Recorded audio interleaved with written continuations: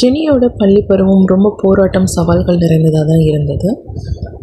Already நான் சொன்ன மாதிரி சிஸ்டர் மேரி அண்ட் ஃபாத்திமா மேரி அப்படிங்கிற அவங்களுடைய கிளாஸ் டீச்சர் அப்படிங்கிறவங்க ஜெனியோட பள்ளி பருவத்தில் ரொம்ப முக்கியமான நபர்களாக இருந்திருக்காங்க.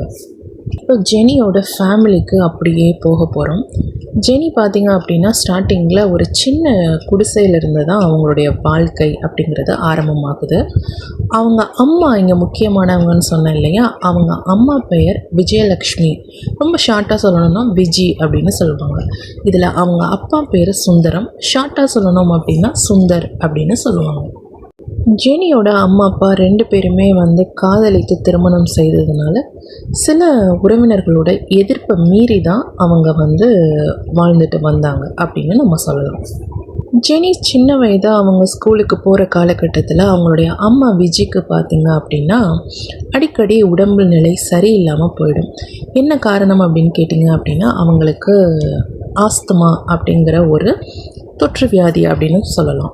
ஸோ அதனால் ஜெனியோட அம்மா அடிக்கடி மருத்துவமனையில் அட்மிட் ஆகக்கூடிய ஒரு சூழ்நிலைக்கு ஜெனி தள்ளப்பட்டாங்க. இருந்த போதிலும் அவங்களுக்கு அந்த ஹாஸ்பிட்டல்லையும் அவங்க இருந்த வீடுகளில் பக்கத்தில் இருக்கக்கூடிய நபர்கள் அவர்களுடைய உதவியினால் ஜெனியோட பள்ளி படிப்பு அப்படிங்கிறது தடைப்படாமல் சென்று கொண்டிருந்தது. அந்த டயத்தில் ஜெனிக்கு ஒரு தம்பி வராங்க. ஜெனியோட தம்பியாக ஒரு சின்ன பையன் பிறக்கிறான் வீட்டில். ஸோ இப்போ ஜெனியோட தம்பியும் சேர்ந்து ஒரே ஸ்கூலில் படிக்க ஆரம்பிக்கிறாங்க. ஜெனி தன்னுடைய தம்பியை ரொம்ப கவனமாக பாதுகாப்பாக ஸ்கூலுக்கு அழைச்சிட்டு போகிறதும் வருவதுமாக இருக்கிறாங்க. ஜெனி படித்த காலத்தில் அவங்க அம்மா அப்பா அவங்கள பாதுகாப்பாக பாடசாலைக்கு அழைத்து செல்வதற்காக ரிக்ஷா அப்படிங்கிறத ஒன்று ஏற்பாடு செய்கிறாங்க.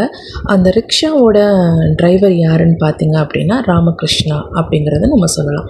இந்த ராமகிருஷ்ணா அப்படிங்கிற நபர் ரொம்ப உறுதுணையாக ஜெனியோட ஃபேமிலிக்கும் ஜெனியையும் அவர் தம்பியும் ரொம்ப பாதுகாப்பாக அழைச்சி கொண்டு வர்றாரு. ஸோ அந்த காலகட்டத்தில் ரிக்ஷா அப்படிங்கிறது ரொம்ப முக்கியமான விஷயம். அதை ரொம்பவே ஜெனியும் ஜெனியோட தம்பியும் என்ஜாய் பண்ணாங்க அப்படின்னு தான் நம்ம சொல்லலாம்.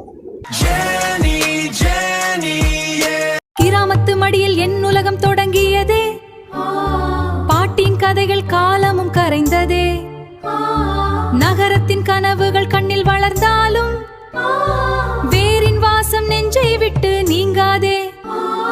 ஜெனி அவள் வாழ்க்கை பயணம் தொடருதே, சவால்கள் பல கடந்து நிம்மதி தேடுதே. ஜெனி அவள் வாழ்க்கை பயணம் தொடருதே, ஜெனி அவள் வாழ்க்கை பயணம்.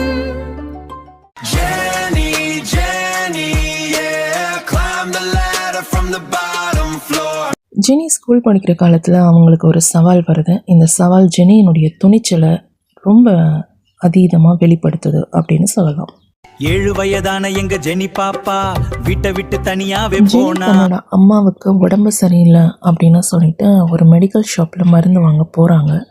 ரொம்ப துள்ளி குதித்து தெருவில் நடந்து போயிட்டு இருக்கும்போது ஒரு வழிப்பறி கொள்ளையன் ஜெனியை கத்தி முனையில் மிரட்டுறான். ஜெனி சிறிதளவு பயந்தாலும் ஆனால் அந்த இடத்துல இருந்து அவன்கிட்டேருந்து தப்பிக்கிறத மட்டுமே ரொம்ப குறிக்கோளாக வச்சுருக்காங்க. தப்பிச்சு போய் கடையில் மருந்து வாங்குறாங்க. கடையினுடைய வாசலில் ஒரு வயதான முதியவர் நிற்கிறாரு. அவர்கிட்ட எல்லா உண்மையும் சொல்கிறாங்க. அந்த முதியவரோட துணையோடு ஜெனி திரும்பி அந்த தெருவில் தன்னுடைய வீட்டுக்கு ரொம்ப பாதுகாப்பாக வராங்க. அவங்க அம்மா கிட்டேயும் ஒப்படைக்கப்படுறாங்க. அவங்க அம்மா நன்றி தெரிவிக்கிறாங்க. 7 வயதான எங்க ஜெனி பாப்பா வீட்டை விட்டு தனியாவே போனா. அம்மாவுக்கு உடம்பு சரியில்லைன்னு தைரியமா கடைக்குத்தான் போனா. பாதையில திருட வந்த